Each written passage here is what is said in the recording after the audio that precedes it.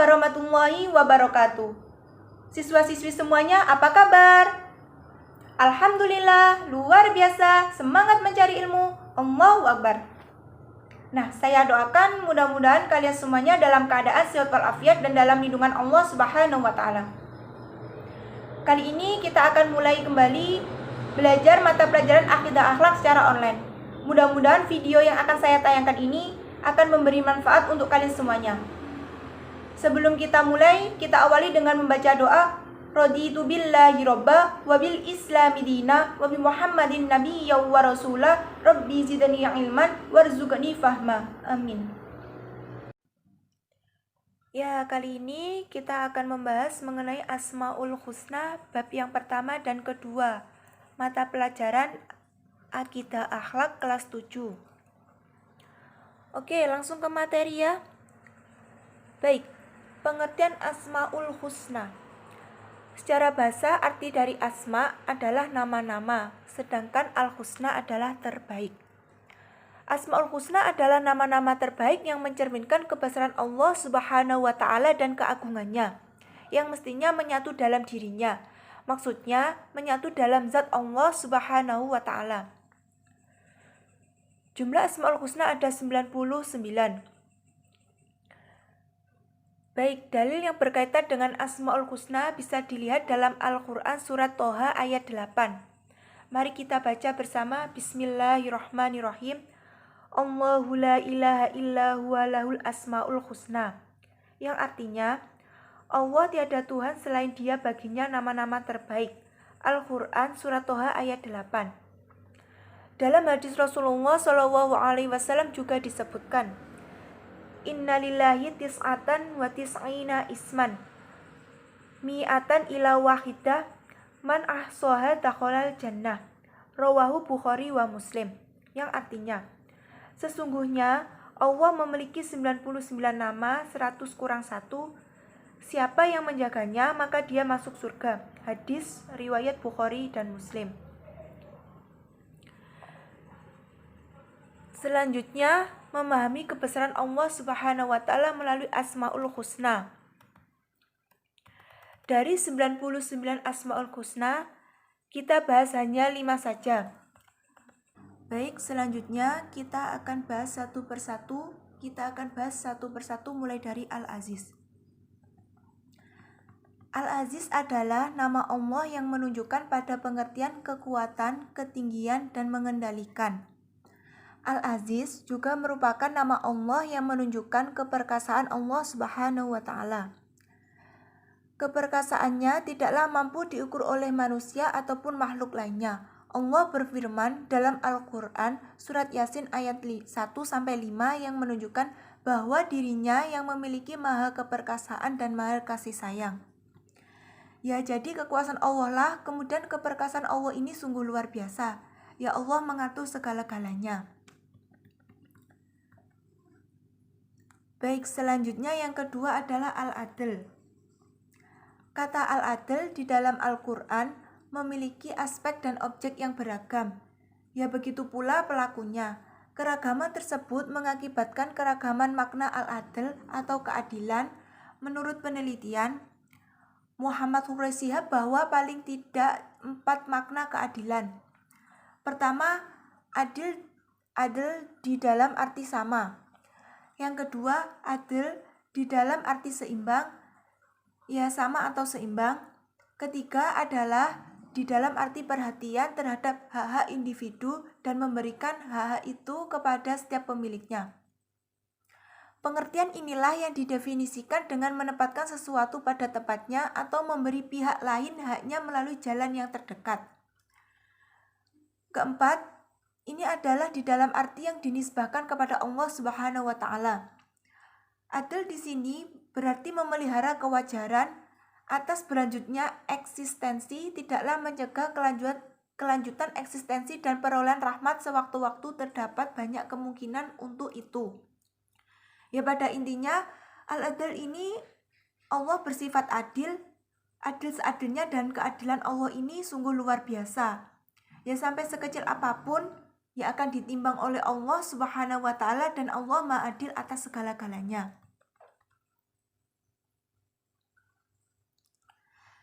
Selanjutnya yang ketiga adalah Al-Qayyum. Al-Qayyum adalah salah satu dari Asmaul Husna. Al-Qayyum artinya maha cermat, berdiri sendiri dalam mengurusi hamba-hambanya. Ya, jadi Allah itu maha cermat, mengurusi urusan hamba-hambanya dan terus-menerus tanpa ada henti-hentinya. Selanjutnya yang keempat adalah Al-Ghaffar. Al-Ghaffar adalah nama Allah yang menunjukkan sifatnya bahwa Allah Maha Pengampun yang akan memberikan ampunan pada hambanya yang mukmin.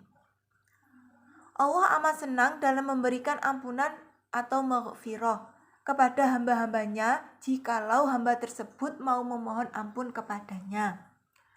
Allah memerintah hambanya untuk meminta ampunan padanya karena tiada hamba yang selalu berada di atas kebenaran 100%. Beberapa nabi juga mengalami hal yang sama. Mereka ada yang melakukan kekhilafan. Lalu Allah memberikan cara mereka memohon ampun dan bertobat kepada Allah Subhanahu wa taala. Ya, jadi Allah Maha Pengampun. Innallaha ghafurur rahim. Sesungguhnya Allah Maha Pengampun dan lagi Maha Penyayang. Makanya senantiasa memberi kesempatan manusia untuk bertaubat dari segala dosa yang pernah dilakukannya. Selanjutnya adalah Al-Basit. Al-Basit ini adalah artinya maha meluaskan rizki bagi siapa saja yang dikehendakinya, karena Allah lah yang melapangkan rizki dan juga menyempitkannya, yang membentangkan rizki itu dengan rahmatnya dan menahannya dengan kebijakannya terhadap hamba-hambanya yang bersangkutan. Dan jadi tidak usah khawatir, karena di sini Allah adalah maha meluaskan rezeki kepada hamba-hamba yang dikehendakinya. Nah, sekarang kita ambil hikmah mempelajari Asmaul Husna yang kita pelajari. Yang pertama, meyakini akan kebesaran Allah Subhanahu wa taala, penguasa langit dan bumi.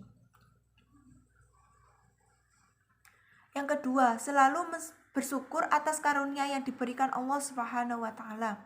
Yang ketiga, tidak putus asa terhadap dosa yang telah diperbuat karena ketika mau bertobat Allah mengampuni dosa-dosanya. Kemudian yang keempat, menyadari bahwa manusia adalah makhluk yang lemah, untuk itu tidak boleh bersikap sombong. Nah, sedangkan yang kelima, selalu menerima segala ketentuan Allah dengan ikhlas dan sabar. Ini adalah beberapa hikmah mempelajari Asmaul Husna.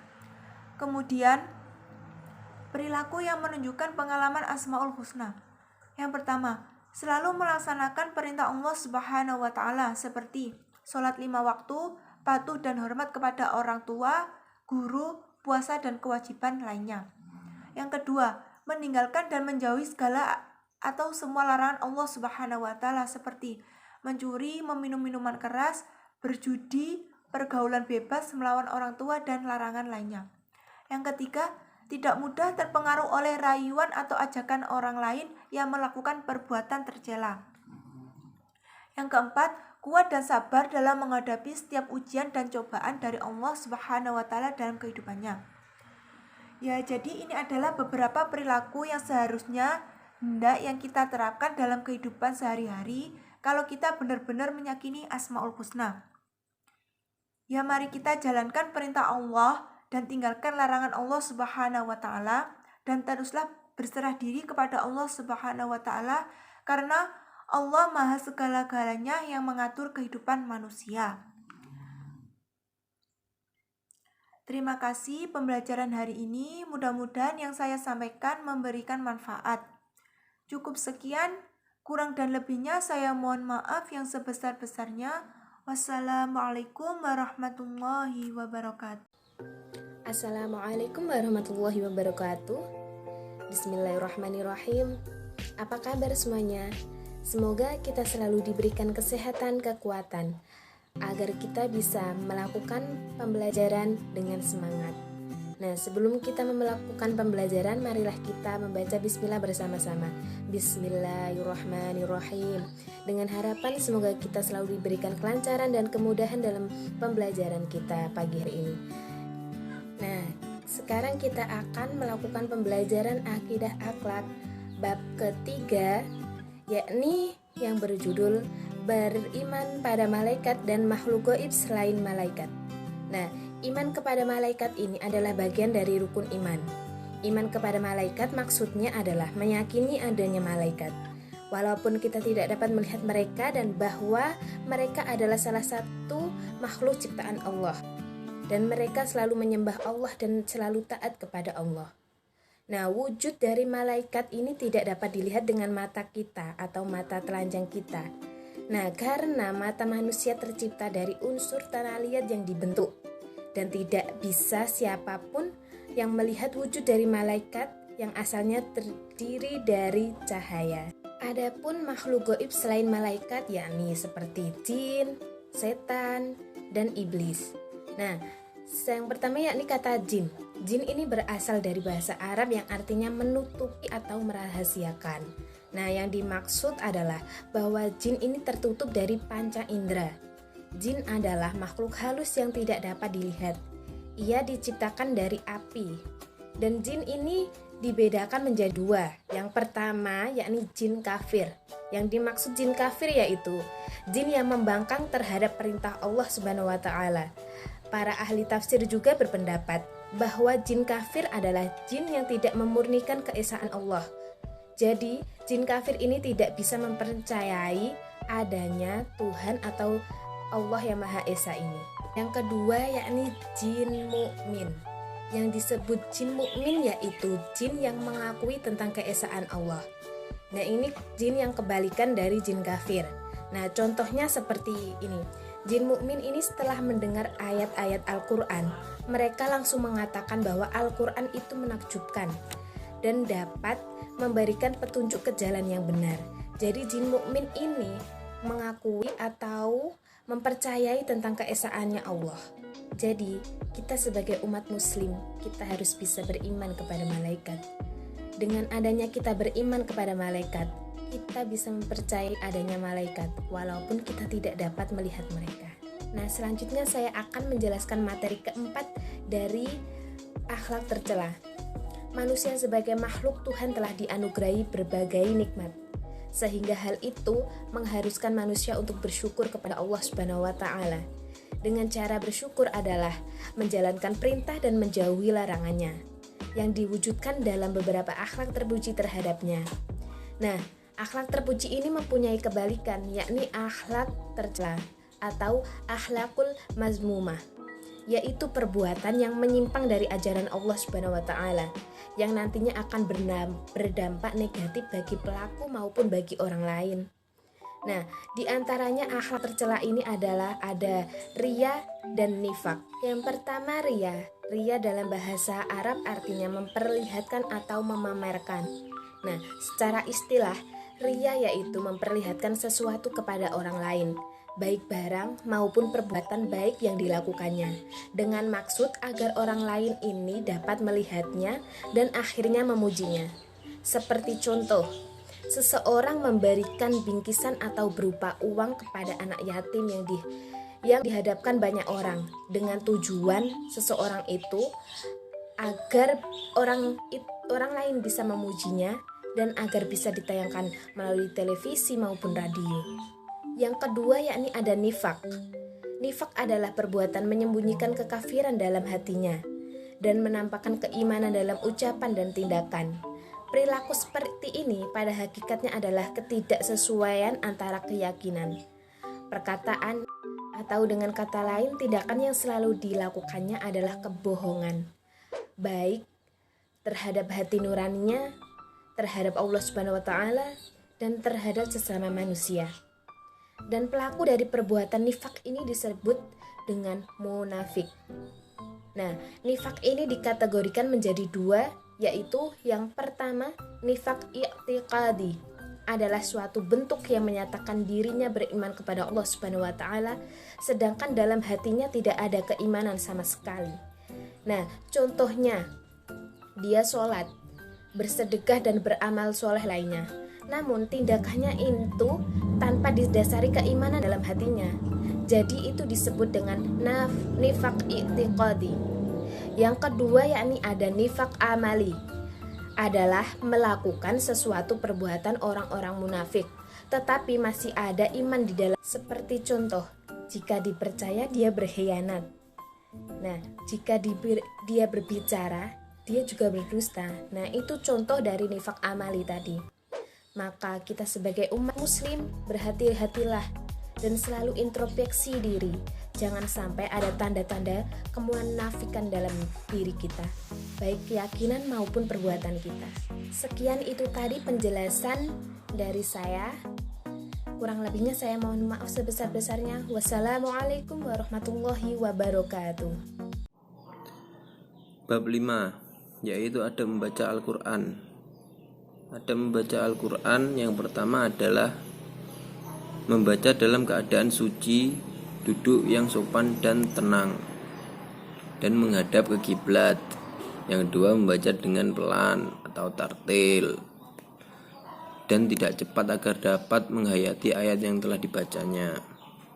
Yang ketiga, membaca Al-Quran dengan khusyuk, dengan menangis, tersenyum karena sentuhan pengaruh ayat yang dibaca sehingga bisa menyentuh jiwa dan perasaan. Yang keempat, membaguskan suara ketika membacanya. Yang kelima, membaca Al-Quran dimulai dengan isti'adah atau ta'awud. Ya, dan adapun adab berdoa. Adab berdoa yang pertama yaitu dengan menghadirkan hati. Yang kedua, dengan rasa takut dan penuh harap. Yang ketiga, dengan suara lembut.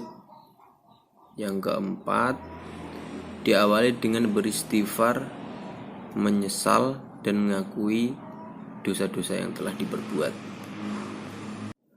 Dibangunkan dari tidur panjang.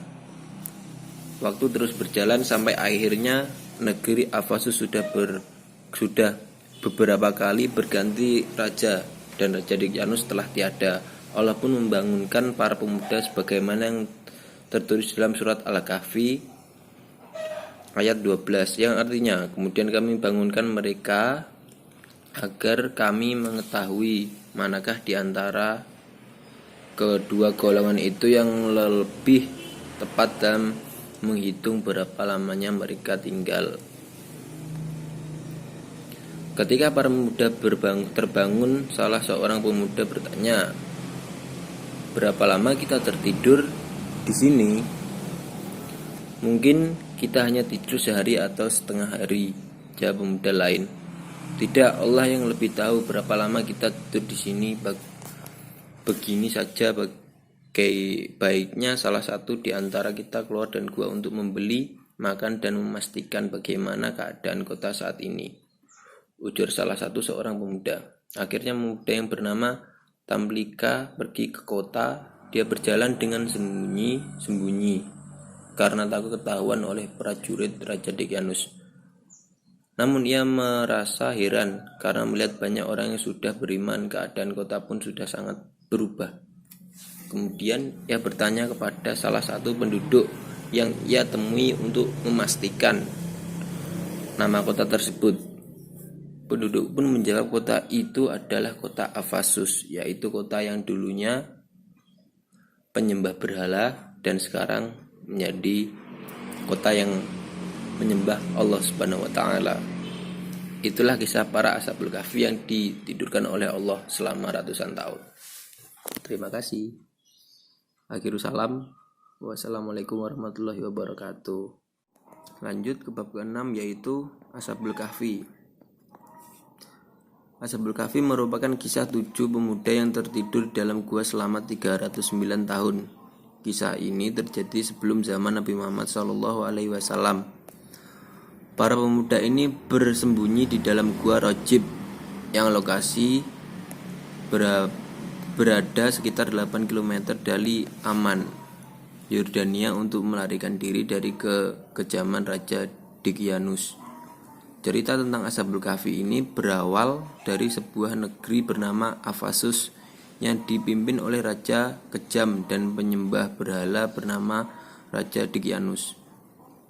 Ia tak segan-segan membunuh siapa saja yang menolak untuk menyembah berhala.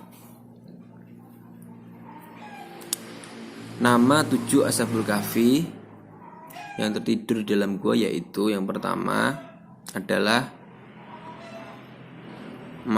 Makalmina, Martinus, Castunus, Bairunus, Danimus, Yadbunus, dan Tamlika. Dan adapun anjing yang mengikuti 7 pemuda tersebut yang bernama Kitmir. Walaupun ditawarkan berbagai kenikmatan, pemuda ini tetap menolak. Sampai pada akhirnya pemuda-pemuda ini sepakat untuk pergi meninggalkan kota mereka dan bersembunyi di sebuah gua. Di gua tersebut, para pemuda bisa khusyuk beribadah dan berdoa kepada Allah Subhanahu wa taala. Dan adapun keteguhan hati para pemuda ini juga dituangkan dalam firman Allah surat Al-Kahfi ayat ke-14 yang berbunyi A'udzu billahi minasyaitonir rajim. Bismillahirrahmanirrahim. Warabatna ala qulubihim idza qamu faqalu rabbuna rabbus samawati wal ardi lan nad'u min duni ilahan laqad qulna idzan syatata, yang artinya, dan kami meneguhkan hati mereka di waktu mereka berdiri, lalu mereka pun berkata, Tuhan, kami adalah Tuhan seluruh langit dan bumi. Kami sekali-kali tidak menyeru Tuhan selain Dia. Sesungguhnya kami kalau demikian